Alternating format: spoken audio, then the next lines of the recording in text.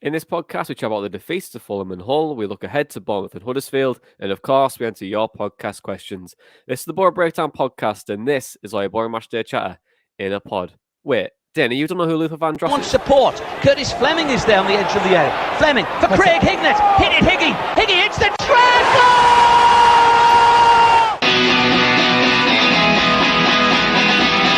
Ravanelli coming alive again. Janino wants the ball played to him. Ravanelli spots out Emerson!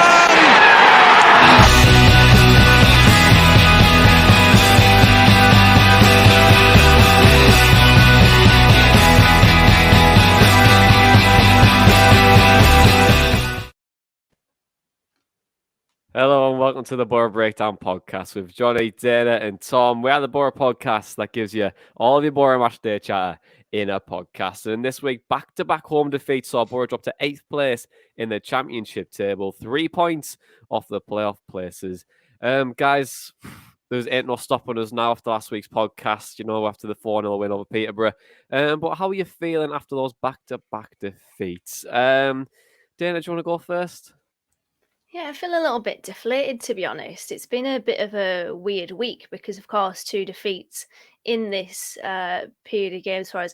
And the first one, the one against Fulham midweek, a defeat but a good performance. And then yesterday against Hull, a defeat and a shocking performance. It was just a weird contrast in performances that I wouldn't really expect from this team. So it's been a bit odd, but a bit deflating, especially obviously back-to-back defeats. Our home record is gone now. It's a bit, it's just, it zapped a lot of energy out of me, I think.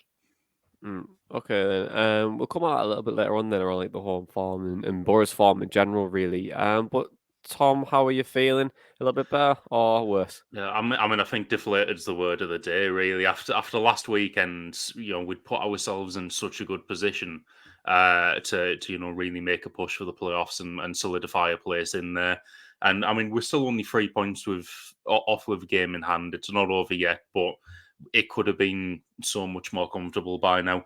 As Dana said, there was contrasting performances this week. I felt that we really played well against Fulham and then let ourselves down in one moment where it felt like the entire team just went to sleep.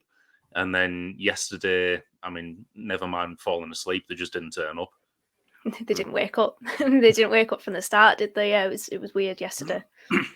Yeah, I think I agree with you guys. Deflate is probably the right word for the podcast, really. And it was chalk and cheese from what we'd seen from Peterborough and then also what we got in the last couple of games. But I think when we look at the performance against Fulham, I thought it was good in a lot of spells, but we just couldn't score. And then yesterday, that first 20 minutes was fantastic. And then we just seemed to allow Hull to come in the game more and more as the game progressed. And it felt like a draw or a defeat was going to be coming in the end. But let's look at the first defeat then first, because Boro did make 4 changes to the side that beat Peterborough with Taylor, Peltier, Sparran, Watmore coming in. Peltier getting in the first 11 because of his wonderful Conor McGregor type moves coming on the bench. Must have earned himself a spot at right wing back. But how would you assess the game, Tom, midweek?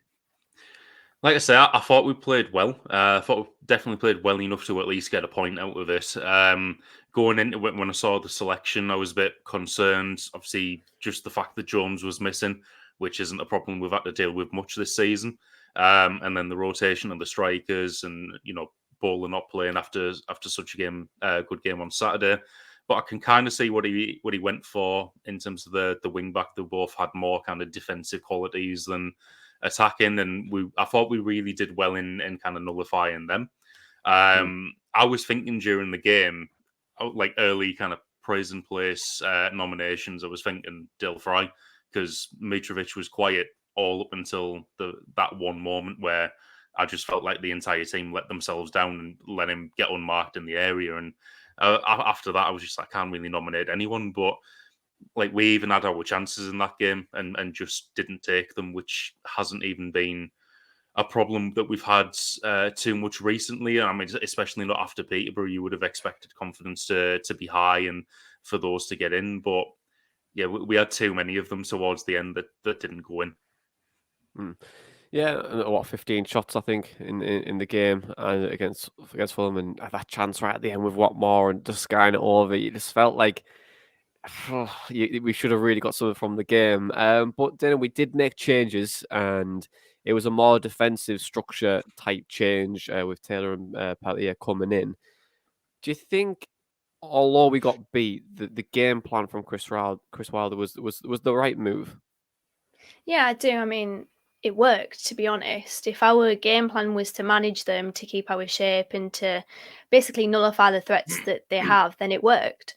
I thought, obviously, with Peltier and Neil Taylor, they're more conservative wing-back options, aren't they? They're not. They don't have the attacking acumen as Aya Jones and Mark Bowler, for example. And I think what it did was it stifled Fulham, and it kept us toe to toe with them. We didn't really allow them. There was one moment probably within the first 10 minutes where Harry Wilson got in down the right hand side, which is maybe something to keep an eye out on, because it's happened a few times of late where the space behind the wing backs is being exploited. But it was a game plan that was understandable. Without Jones, I think you need a little bit of probably the best game for Jones to be missing, to be honest, because we did need to be a little bit more defensive, and I thought that's what the options that we had allowed us to be. But what it did make is for difficulty with those combinations down the flank that we've seen so many times this season, and we had to adapt the way that we approached the game because of that. And I think you saw with Watmore in particular, we were trying to put balls into the channels for him to run onto. That's where we tried to get in. But yeah, it was. I think you put it the best, Johnny, in the Telegram chat, that it was a game of chess, because it was two teams that were tactically quite intriguing. The shape of both sides was good. We were cancelling each other out. Our midfield was being pushed back, and I think that's why we saw most of the time it was midfield to defence and then forward. Thought they pressed incredibly well, but yeah, it was a fascinating tactical battle in the first half, and in the second we did up the ante a bit when Mark Bowler came on. He created the most chances in the game with 4. We just couldn't convert, as Tom has alluded to. It was frustrating because I thought we did more than enough to not only get a point out of the game, but to be honest, to get 3.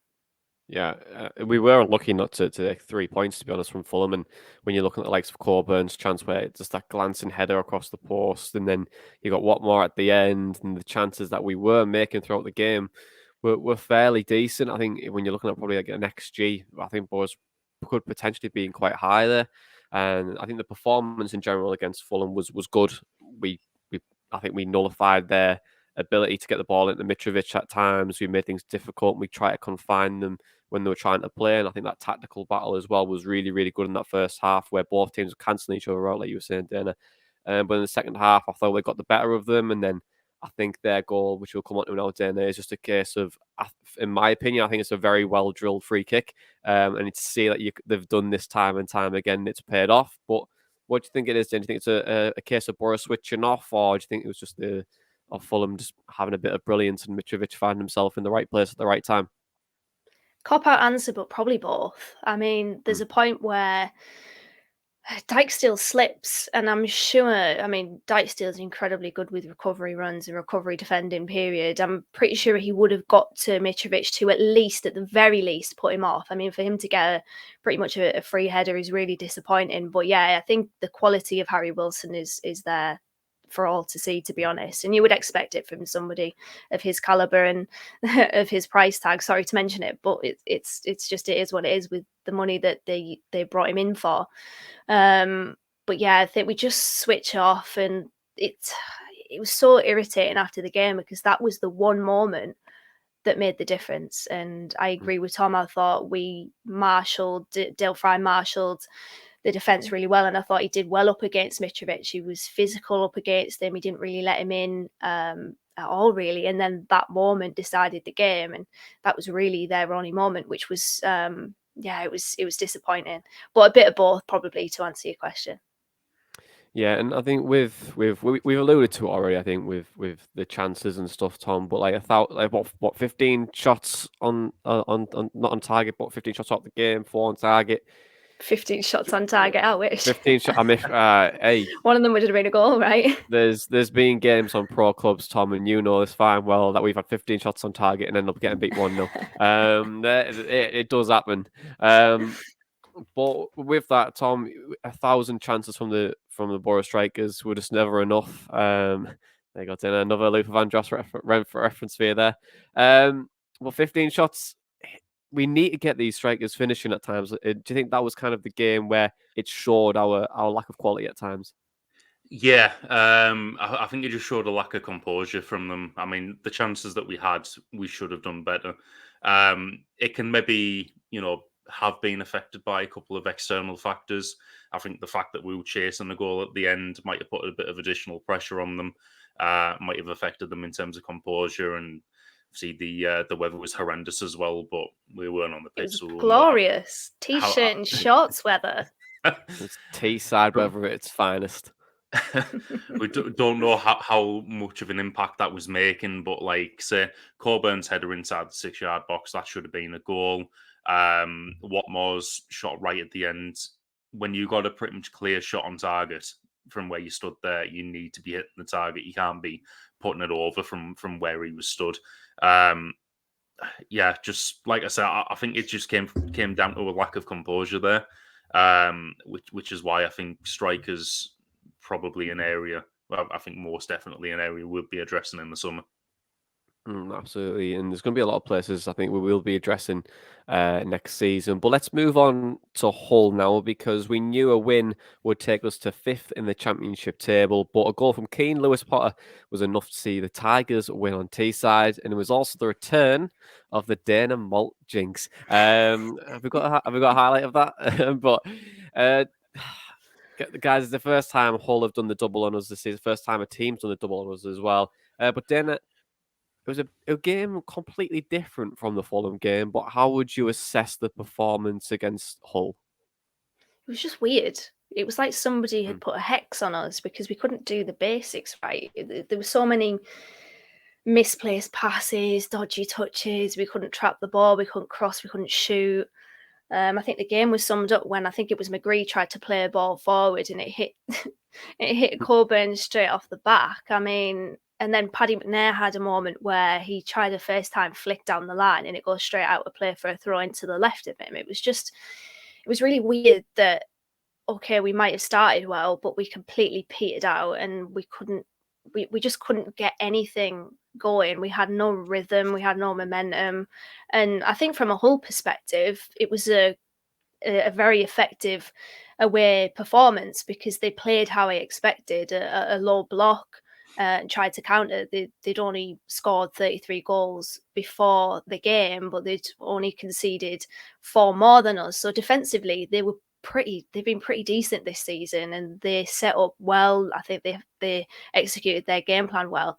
And in terms of that low block, Boro just didn't have an answer to it. And we're going to talk about the sort of approach to the game and Tab being out wide. I think that was a big difference. I genuinely think with great confidence, if we had Isaiah Jones in that team, we'd have won yesterday. We'll come at Jones in a second, and I think with the game yesterday, it did remind me of like the Karanka years a little bit, where a team would come to town, they would sit in a low block, they'd make things difficult for Boro in long periods and long spells where we passed it from side to side. But Middlesbrough looked really in control of the game. They had a lot of the ball. There was quality half chances here and there. But then as the game goes on and teams start to realize that, wait, these aren't creating clear-cut chances here, that low block becomes a mid-block, and then that mid-block becomes a bit more of an aggressive press, and they start to break it down in the key areas of the pitch and win the second balls, and then they'll get a chance or they'll have an opportunity and then they'll put it away, and then that's just like not just a typical Boro performance, but also you'll see it so much in games where that away side who was struggling towards the bottom end of the table, they'll have that little bit of confidence, that little bit of glimpse where they'll just give someone an opportunity and then they'll put it away. And I think we had that against Reading, didn't we? Where they had a low block, and to be fair, I think for the most part of the game it was working for them. And the one time that we needed someone to step up the most, it was Isaiah Jones. And I mean, it was a brilliant piece of skill and a brilliant ball at the box for Crooks' winner. That's what we needed. I think when you have a low block, you need to be expansive and work the ball down the wings.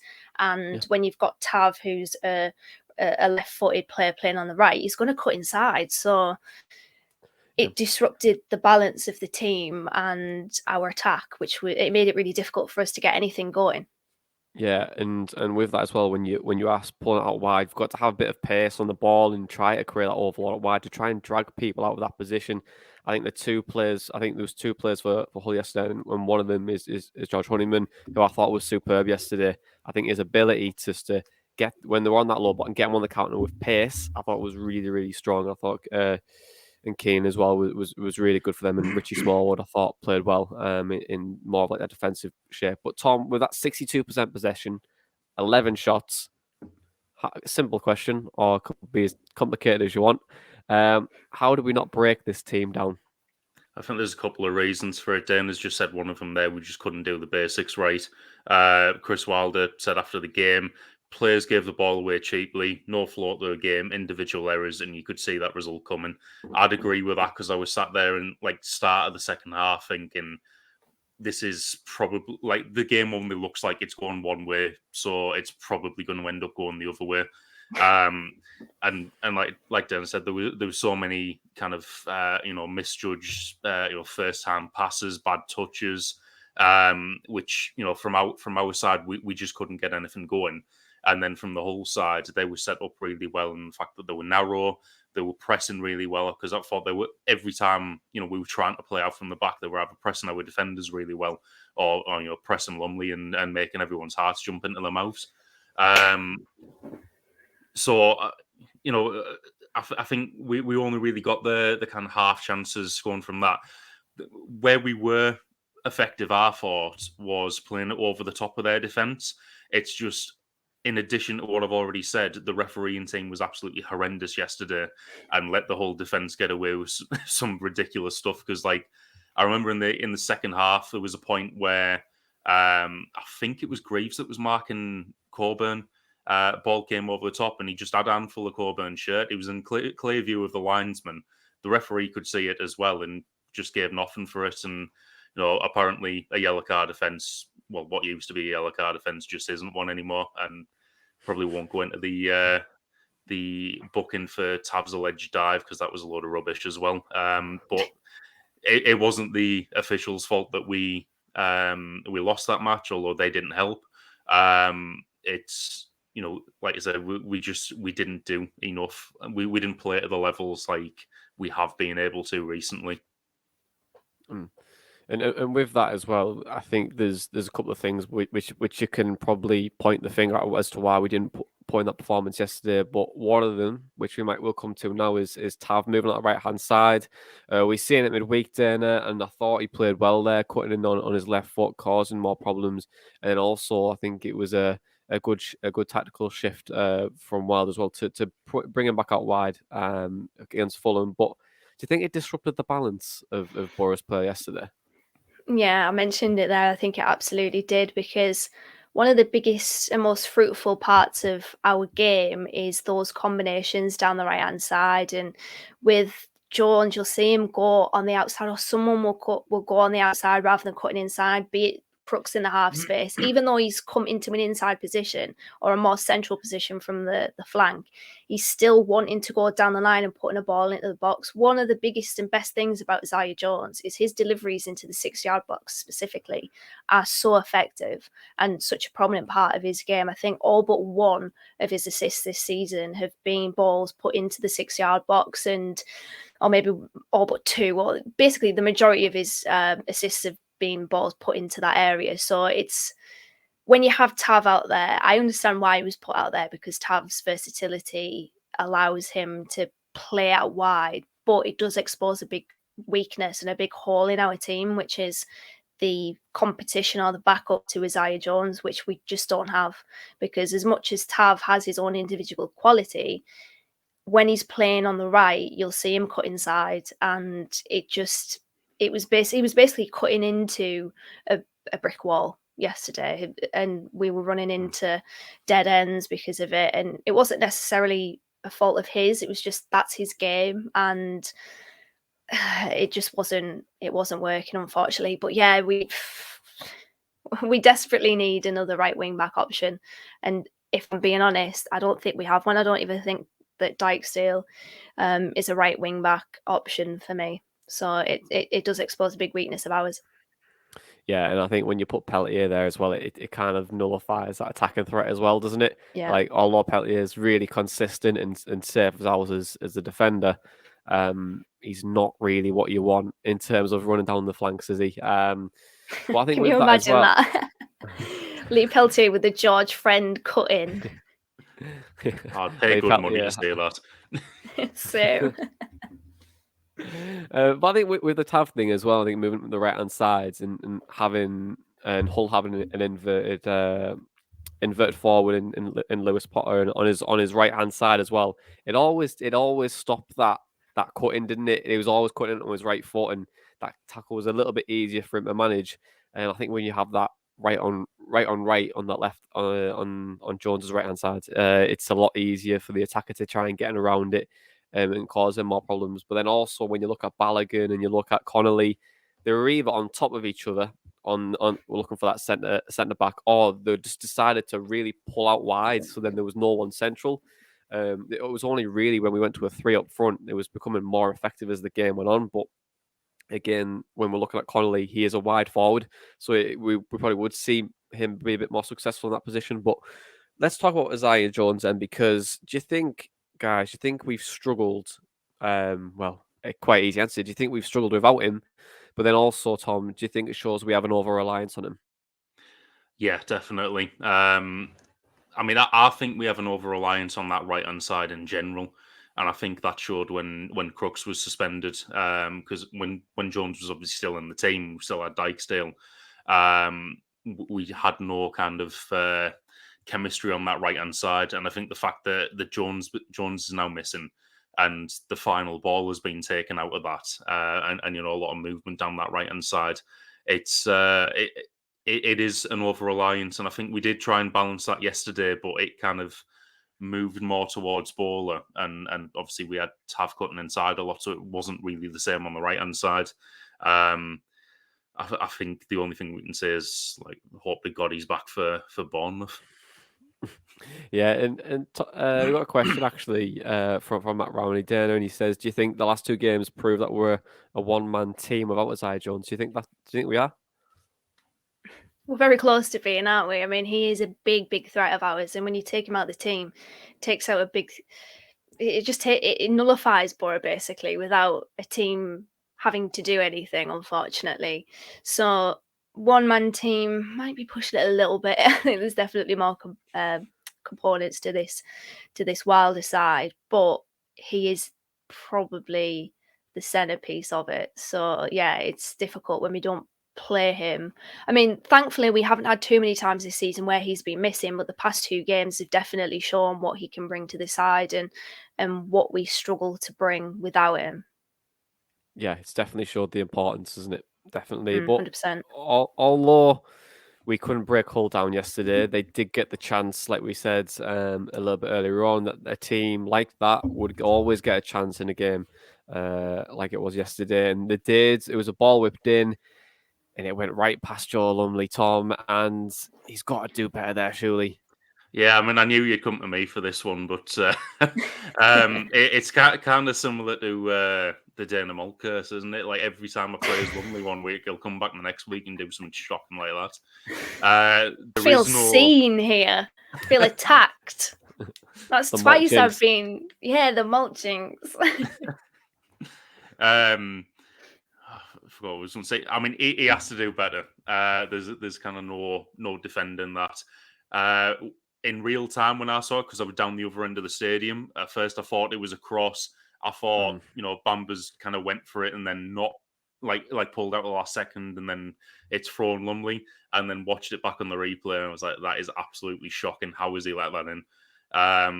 Obviously the question always comes up about Lumley, and as I said last week, in recent games he had been doing fine. learning the kind of new sweeper keeper role, and we had been like even the goal against Fulham wasn't his fault, but he's just got this in his locker. And like I said last week, he's nowhere near kind of experienced as a keeper. His peak's way in front of him, but I would be shocked now if we don't go in for another keeper in the summer.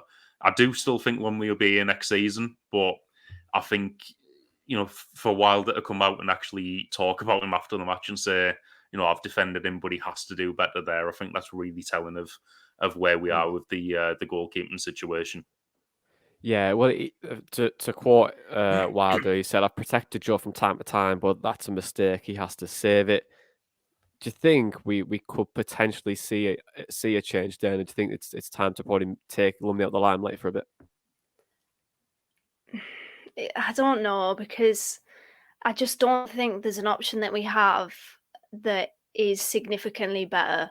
I mean, I put a tweet up about goals prevented. Lumley and Daniels are in the minuses for that. Lumley's on minus 2.8 goals prevented, and Luke Daniels is on minus 2 goals prevented. And I sort of flicked the filter the other way and saw the goalkeepers that have prevented a few goals this season and are very much in the positives in that metric. And pretty much all of our promotion rivals, pretty much all of them, like, Lee Nichols, Bryce Samba, Thomas Kaminski.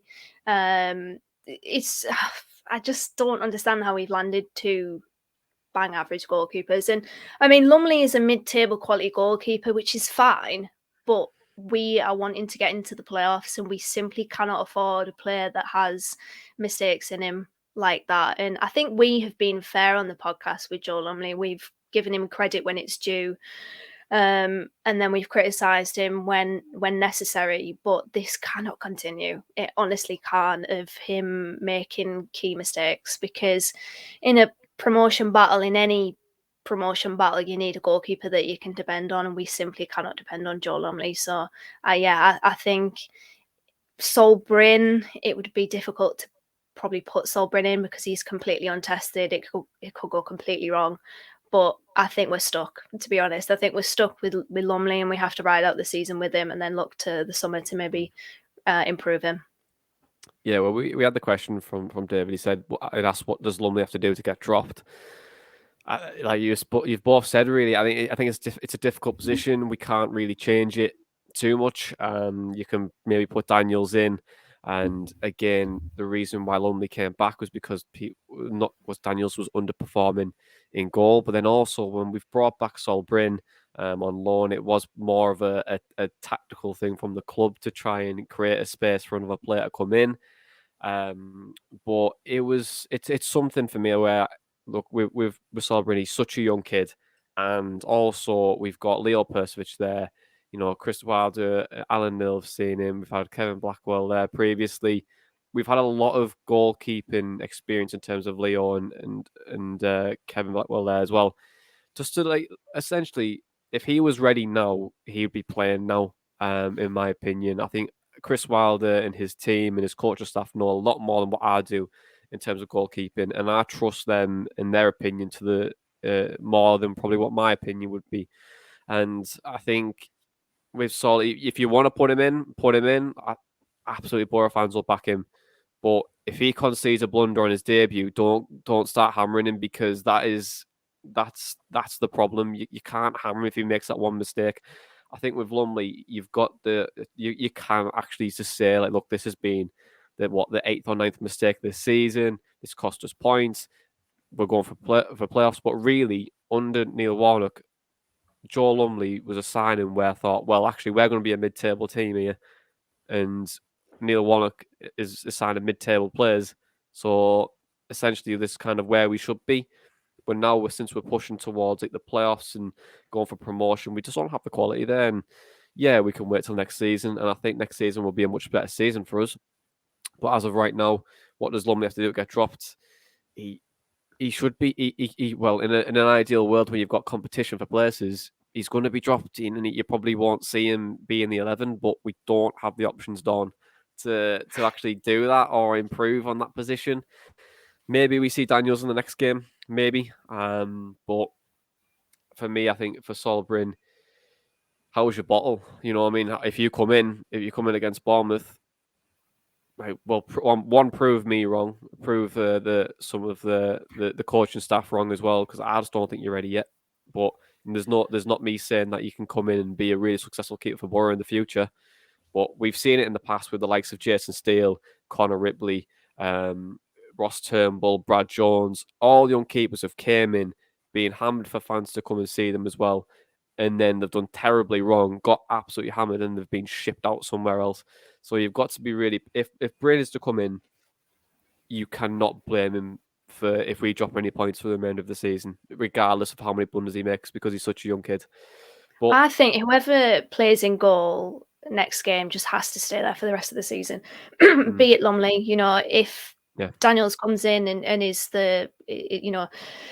Lumley's dropped, we have to stick with Daniels for the rest of the season, because this, if we chop and change at this point, I don't know what good that would do. But then I suppose I don't know what good keeping Lumley in would do, because there's a mistake. And to be honest, we've had this pattern this season where we've criticized Joe Lumley is what's probably necessary on this podcast, and then we've given him fair analysis and praise when it's necessary.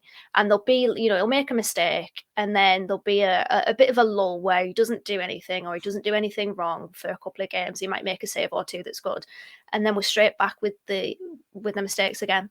And that's the thing. It's like, I can afford him or cut him some slack if this was just a sort of one-time thing, but there's been so many games this season: QPR, Birmingham, Barnsley.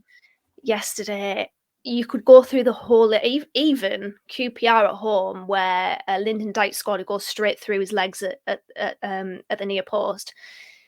He's just not good enough for a team that's wanting to get into the top six. And I want him to do well, I really do, but I think you have to call it as it is. And what we've seen of Joel Lumley this season, he's just not been good enough if we're wanting to get into the top six.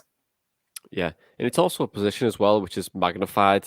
It's the most magnified position in football, probably a goalkeeper, because the slightest of mistakes is an instant goal for the other team, and he's making quite a few of them, and that's why we're in the position that we're in, to be honest. But to be honest, I know he's made the mistake there, but also don't always point the finger at Joel Lumley all the time. We've created 26 chances in 2 games and haven't scored from one of them.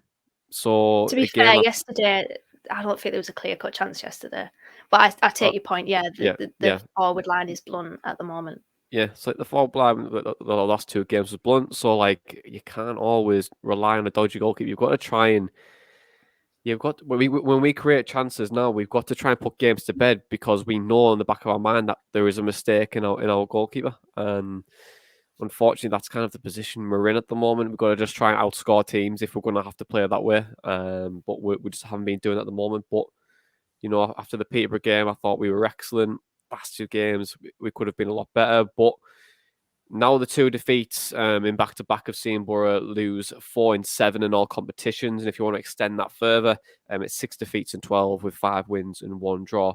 Why do you think we are stuttering at the moment, Tom? Do you think that there's do you think it was trying to stutter over at the end? Do you think teams are finding us out? Do you think there's more to it? I've just felt like we were running out of steam, and I thought we'd corrected it after the Peterborough result.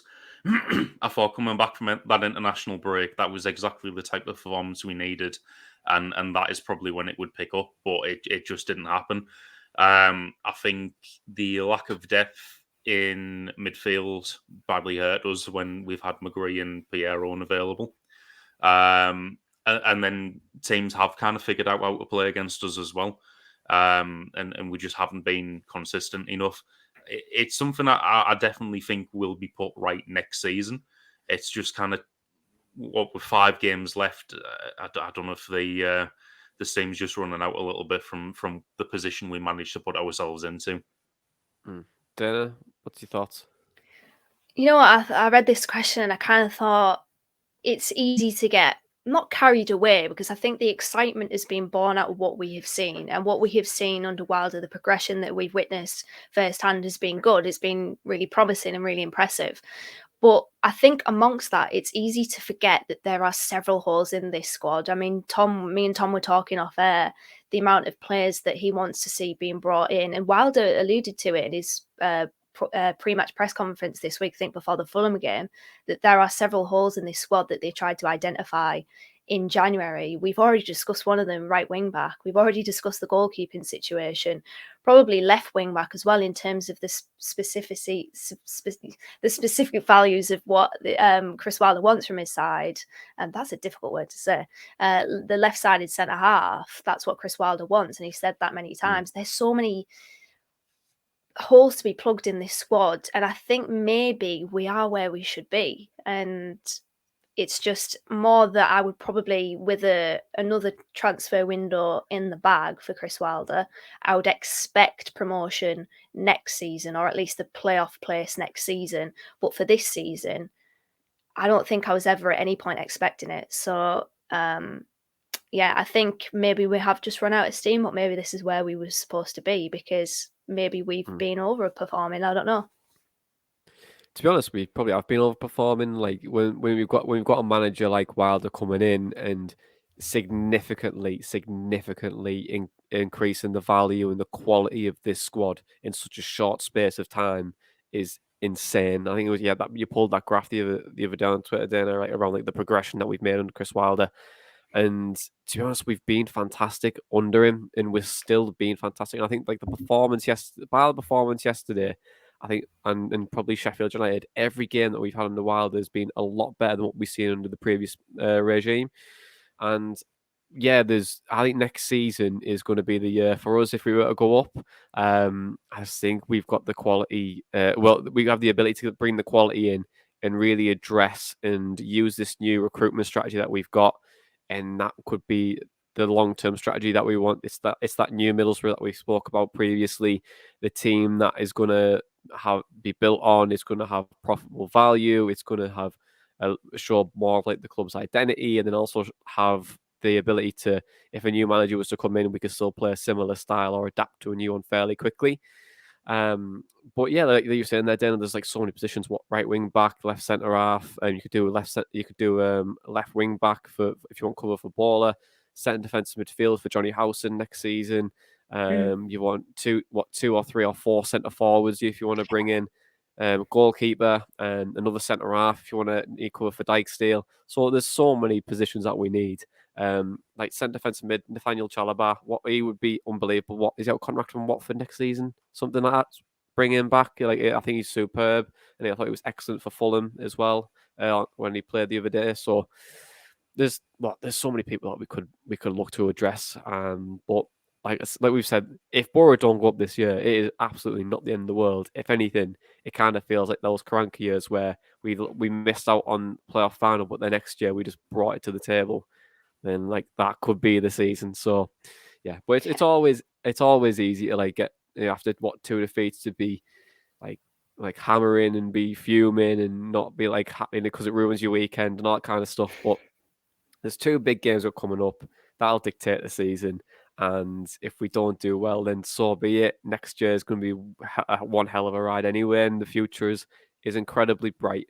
But should we move on to questions then? Because questions is the thing on the podcast where you can send them in via Twitter at the Boro_breakdown, or email at the BoroBreakdown@hotmail.com, or you can do it on Telegram, the massive group chat with 151 Boro fans and Luke, the Watford analyst, in there as well. Sorry, the analyst from Watford. But let's move on to questions then, because Gareth says, do you think striker rotation is the way forward? While they didn't change the strikers for 3 to 4 games and Balogun and Connolly scored, he changes it and now they're out of rhythm again. Dana? It's an interesting one, isn't it? Because, I mentioned maybe a podcast or two ago that I don't mind the rotation of it, but I think that was maybe more so in terms of starting with a set 2 and then maybe rotating them out during the games. But to be honest, if you're a defensive unit, are you fearing any of our 4 strikers? And I take Coburn out of the equation there because I don't really think he's in this conversation, what I'm trying to put forward here, but I don't think you do. I don't think you fear any of our strikers in the squad. It's just as simple as that. We have strikers that just aren't strong enough in their performance, and I'm a bit sick to my ends of us having strikers like this, to be honest. Bernie Slaven was the last striker that scored 20 goals in a league season for us, and that was in 1989-90. None of us were born when that happened. And I think my expectations of strikers have it's decreased so much. It's on the seafloor of basically, oh yeah, well at least they worked hard. And I'm like, no, Dana, no, that shouldn't be what I'm expecting. That should be a given. I should expect my the strikers of my football team to score goals. And we never have, or very rarely, we have somebody that can do that consistently. And is it to do with the rotation?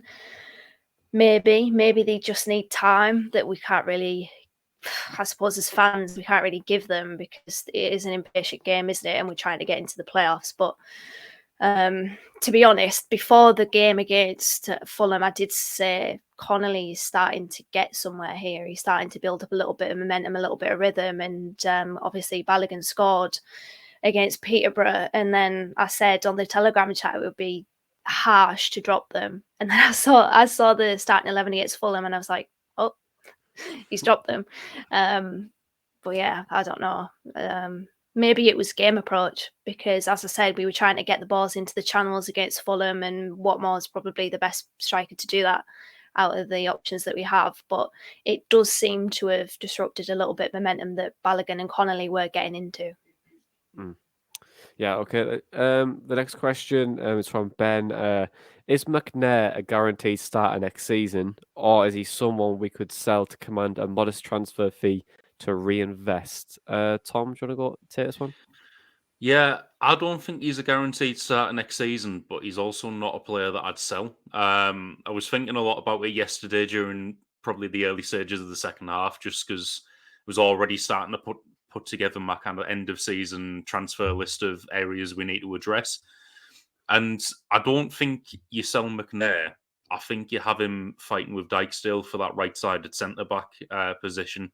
Because we all said when Wilder came in and after the first couple of games, McNair seems purpose-built for this system. He's not quite a midfielder. He's not quite a centre-back, but in a free, and especially where he can get forward and do that overlapping centre-back bit, he does suit it. But he doesn't suit it on that left-hand side.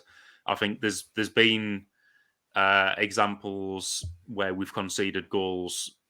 I think Blackburn's the one that's coming to mind, where a left foot centre back would have been much better in that situation. I don't think we concede there, and it's not McNair's fault. He can't help not being left footed, but if he moves over to that to fighting with that with Dijksteel for that right centre back position, that addresses a situation that we would have needed to address in the summer anyway. So I think you have those two there, and I think you try and bring in two left-sided centre backs. But then there's so many other areas of the squad that need addressing as well. You got goalkeeper, you need another defender to fight with Del Fry for that place, another left wing back, another right wing back, potentially two centre defensive mids, three strikers. It's going to be a big window, but I mean, going back to the original question, I don't think we sell McNair to fund that window. I think he does have a place in the squad. I just don't think it's in his current position. Okay, then. The next question is from David, and he says, is that if for playoffs, realistically, we always lose at Bournemouth, Swansea away ain't much better either, and we have some very tough home games to come. Both of you's easy answer, really. Is it over, yes or no? Dana, do you go first? It isn't, but it's taken a bit of a hit in terms of my confidence towards it after this week. But I think what I need to remember is that the performance levels, forget the result, the performance levels against Fulham and against Peterborough were good. It was the whole game that was probably the one that sticks out as a stinker. So if our performance levels drop and we have another stinker against Bournemouth and another stinker against Huddersfield, then I'd be incredibly worried. I mean, what I need to be wary of is the run-in that we have. I mean, in terms of points per game, we have the toughest run-in of the playoff pack. Our remaining opponents average 1.55 points per game, weighted home and away. And for our next four in particular, 1.62 points per game average. So it's difficult for us. It's a test, but it's certainly not over. And bring it on. I'm excited. Tom? I don't think it's over. And you know what? I'm going to go for kind of like a typical Boro thing. It wouldn't surprise me if we turn up on Friday at Bournemouth and beat them like 1-0 now, and then go on to beat Huddersfield as well. After the two losses that we've just had, that honestly wouldn't surprise me. Wouldn't surprise me either. It wouldn't surprise me at all. We end up winning every single game, winning the playoffs, and get promoted, and we end up winning the Premier League next year. What I will say though, I just want to make a point here. A pet peeve that I seem to have picked up is when people say, "Yeah, well, we've got a game in hand." No, don't fall into that chat, because I remember the game against Reading where Forshaw scored a 94th minute late winner. That was our game in hand in that season, and that was no easy ride. And I think our game in hand this season is against Cardiff, who are rejuvenated under Steve Morrison. So definitely don't underestimate Cardiff. Don't expect that game to be a victory. Don't act like it's a safety blanket for us. It's just as tough a test as the Bournemouth and Huddersfields of our running. Jordan Hugill loves a goal against us as well. Well, at least Uche can't score against us, Tommy. There is that. Yeah, there is that. Break me out, Finally, last question. It's from Everything Boro, so nearly the Everything FC return there, Dana. But which strikers are realistic targets? We need to buy 3. One each, maybe. Just want to take one each. Go on, Dana. Who would be your realistic striker? You know what? I've got a few on this list, actually. I'm being greedy with it, but Take a few. I was just thinking in terms of the roles. Now, for me, I think we should have a link striker, a support striker, a David McGoldrick, if you like. I think Collie Woodrow could be really good for that. Out of contract next summer, not this summer. But if Barnsley go down, which I think that's sure too, we could potentially look at that. He surely won't want to be in League One next season. And then I think we need the Captain Obvious here, we need a finisher. And I was watching Preston against Blackpool, and I was like, Cameron Archer is a good player. If we can entice Cameron Archer here on a loan deal from Villa, I think that would be one hell of a signing. But the Ryan Law revolution at Preston could probably bring him back there on loan, I would assume. But I think them two would be my pick. But shout out to Victor Gyökeres, Matej Vidra, and Jacob Brown as well, who's having a surprisingly good season for Stoke. He's into double figures for goals. Okay, then. A good list. Tom, who are you going to go for? I think it just depends on what our budget is for him and how much we get for Spence. But striker, I'd love to see us go after. I mean, this might be unrealistic. Tyrese Campbell from Stoke, I'm a big fan of his. But if Peterborough go down, like it looks like they probably will, Clark Harris could also be a shout as well. And then I think if you want to even go even more left field and look at a League One, maybe Hardy at Plymouth, maybe. I think he's on loan from Wraith Rovers. You might have to fact check me on that one. I think he's definitely on loan from a Scottish team. But I think 18 goals I think he scored this year for Plymouth. Versus targeted forward and also a very good style, which would probably suit us as well. Yeah, Ryan Hardy. He's at Plymouth permanently. Permanently. There you go. I thought he was on loan. But here we are. Okay, let's move into the praise and place then, because the praise and place is the place. We like to praise players or coaching staff or people around Middlesbrough each week on the podcast. Who's going to be in the praise and place this week, Tom? Who are you going to pick? Yeah, it was a difficult one for me this week because, as I mentioned earlier, I was thinking Dale Fry for, however many minutes it was until Mitrovic scored on Wednesday. And then I thought, my reasoning for that's kind of cancelled out now. I think over the 2 games, I'd only say Dijksteel this week. I think he's given a good account of himself in both of them.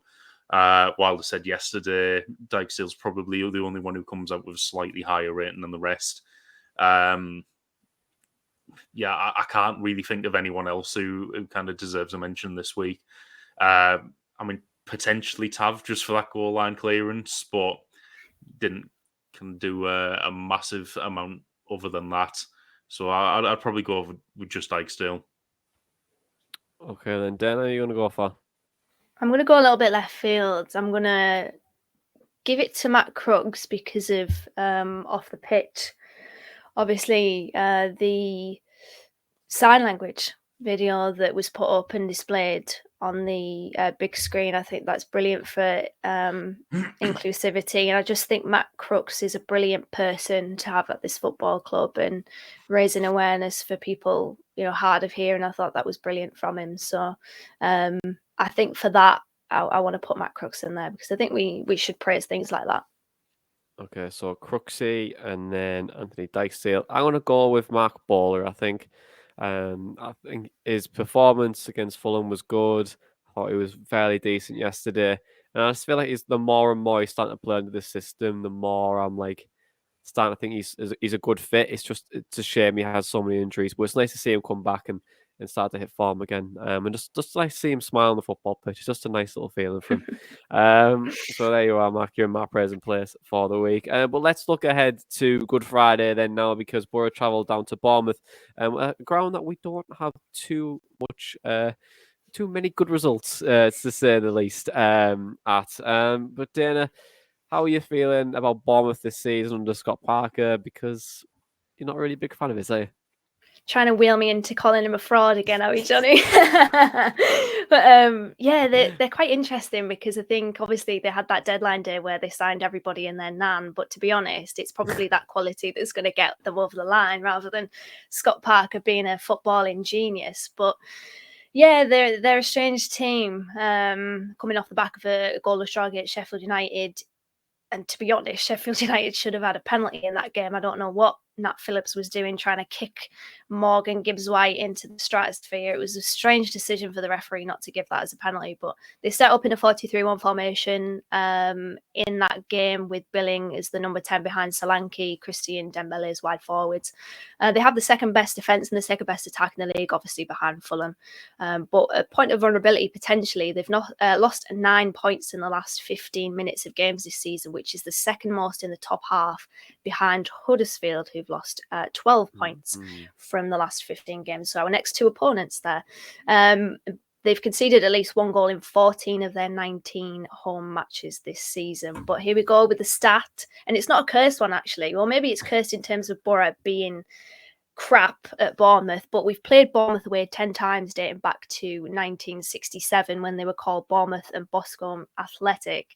We've only won once, and that was in 1991 in the League Cup. The results after that, and I'm using the website 11v11 to look at this, 0-0 in the next meeting in 2014, 3-0 in the meeting after that in 2015, 4-0 in the Premier League in 2017, where Gaston Ramirez got himself sent off, and then 3-1 in the League Cup in 2017, but the season after, and then 3-1 last season, which was not a particularly great afternoon for Sam Morsey. So, 10 meetings against Bournemouth away from home, only one victory. And we seem to always play them. This is my conspiracy theory, that the FA purposely put us against Bournemouth away at the back end of the season because they want to watch us crumble. And 9 times out of 10, we do crumble because we've had some awful results there. And I'm not really too confident about this one. I'm not going to lie. Okay, then. Well, let's have a look at the form then, because I know Dan, you were saying that they've dropped some of the most points this season for the last 15 minutes. But Tom, how are we looking in terms of form perspective? Because things don't seem to be too rosy. Yeah, it's a bit up and down for them, really. They don't really kind of seem to have too much rhythm other than being inconsistent. They've won 2 in the last 5. Going back to a 1-1 draw against Reading on the 15th. Then went away to Huddersfield and beat them 3-0. Beat Bournemouth 3-2. Beat Bristol City, 3-2 at home. And then lost 2-0 away at West Brom, of all teams. And then the the 0-0 against Sheffield United yesterday. So, I mean, the last couple of games they've really not been great at all, especially if you're losing to Steve Bruce's West Brom. But they've obviously got the potential for big results there. It's just they seem extremely inconsistent. Okay, then. So, in terms of that, then what are your predictions for the game? Two inconsistent sides going against one each other, so must be draw written all over it. Dana, what do you think? See, my very first thought, and this is in no relation to the game yesterday, it's not reactionary born out of that, was 3-0 Bournemouth, because I've seen so many bad performances at Bournemouth over the years. But I'm kind of warming to a 2-2. I mean, the game at the Riverside, it was their wing backs. It was Anthony and Zamora. Zamura's an injured out for this game. They were so exposed. We got down their flank so many times in that game. Now, I'm not expecting them. Well, to be honest, it's Scott Parker, so maybe I should expect them to play the same way. They were possession based, obviously, and I've seen them, or I've seen the Back of the Net podcast a few times on YouTube where they've complained about them basically not having the conviction to all of the possession that they have. So could potentially be one where Boro nullify them as much as they can, or for as long as they can, and really get the crowd on them, because I think there's a vulnerability in that home support there. They're probably a defeat or a bad performance away from a complete meltdown under Parker. They're not convinced by him either. So, you know what? I'm going to go 2-2. 2-2. Tom, what do you think? I'm going to go for a repeat of what happened at the Riverside and say 1-0. As I said earlier, this is not based on any stats or anything like that, just a feeling that after the last two games, it would be absolutely typical of us to turn up there and turn them over 1-0. So I'm going with that. Okay, I'm going to go with 1-1. And then we'll look on to Monday then, Easter Monday, the early kickoff on Sky Sports against Huddersfield. Carlos Carbaron has got his side into fourth in the Championship this season. Definitely a surprise for all of us, but they have made good signings and have played very, very well. Guys, what's your thoughts on this game? How are we feeling about it? Have you got any insight at all we want to share before we move into the predictions? Yeah, I've had a look at some formation stats for them. I mean, it's kind of similar to Bournemouth in that they're inconsistent, but as in formations, they seem to switch formation every other week, which is quite interesting. Reminds me a bit of what we had under Mowbray, where we continuously switch the squad up and try and counter other teams.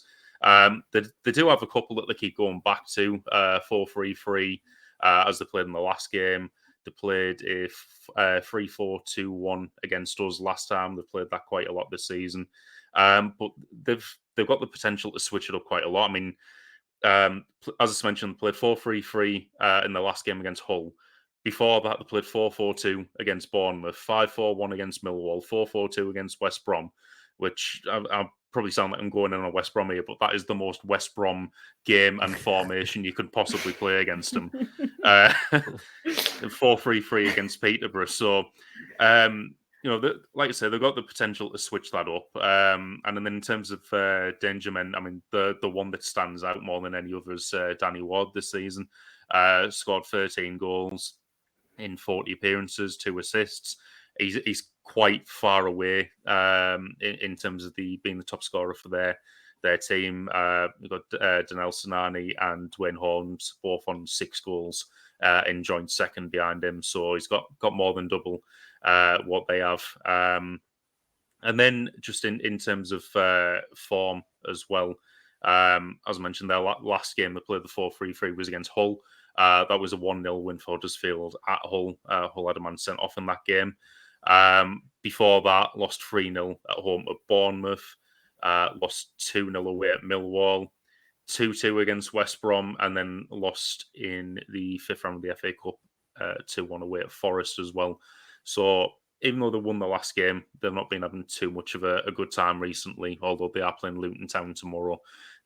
So who knows how that's going to end up, but that'd be an interesting game considering where both of them are on the table. Yeah, absolutely. Well, let's move into predictions then, because how are you feeling about it? Can Middlesbrough potentially rise again on Easter Monday, Dana, and maybe get some 3 points, go back into the playoffs? Yeah, we need a little bit of a resurrection, I think. But I mean, Huddersfield have the third best away record in the Championship at the time of recording, with 31 points accumulated. So, yeah, I'm not sure. I'm not sure with this one. You know what? I'm going to go with a 1-0 Boro victory and get us back on the wins. Okay, Tom, you're gonna go for Yeah. a double win over Easter?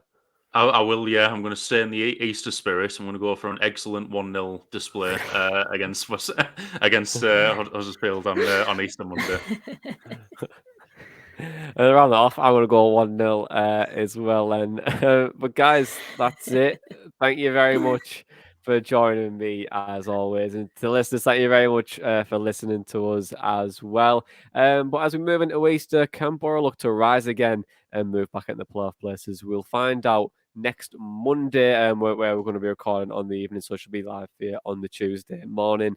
But this is the Boro Breakdown podcast, and that was all your Boro Matchday Chatter in a pod. Up the Boro Breakdown.